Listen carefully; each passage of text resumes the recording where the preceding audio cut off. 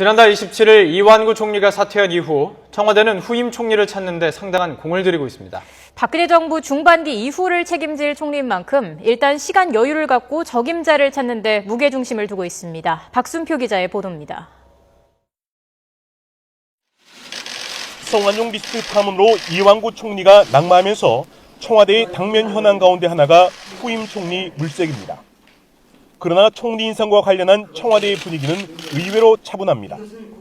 시간에 쫓기다 보면 적임자를 찾는 데 실패할 수 있고 최경환 총리 대행 체제가 무리 없이 국정 공백을 메우고 있다는 판단 때문입니다. 하지만 후보군 70여 명을 대상으로 이미 상당한 검증이 이루어졌습니다.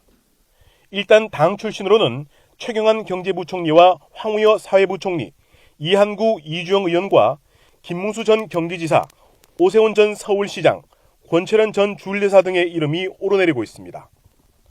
관료 출신으로는 김관진 청와대 안보실장과 황교안 법무장관, 이명재 전 검찰총장, 김영란 전 대법관에 이어 김항식 전 총리까지 자천타천으로 거론되고 있습니다. 그러나 한층 까다로워진 인사청문 절차 때문에 적임자를 찾기가 쉽지 않다는 게 청와대 주변의 관측입니다.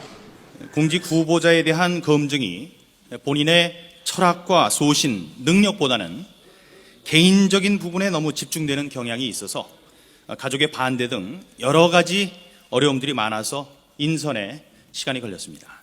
특히 정치인의 경우 대통령의 국정 철학을 이해하고 당과 정부의 관계도 잘 이끌 적임자라 하더라도 현실적으로 차기 총선 불출마라는 쉽지 않은 결단을 해야 합니다. 반대로 관료 출신에게 공무원 연금 개혁 같은 현안이 생기면 당과 정부, 청와대의 관계까지 조율하는 적극적 역할을 기대하기가 쉽지 않습니다. 때문에 청와대 고위 관계자도 총리 임명은 시기보다는 적임자를 찾는 것이 우선이라는 말로 총리 후보자 물색의 어려움을 우회적으로 표현했습니다. 그렇지만 국정을 책임질 총리 자리를 마냥 비워둘 수는 없는 만큼 늦어도 이번 달 안으로는 박근혜 정부 새 총리의 윤곽이 드러날 것으로 보입니다. YTN 박순표입니다.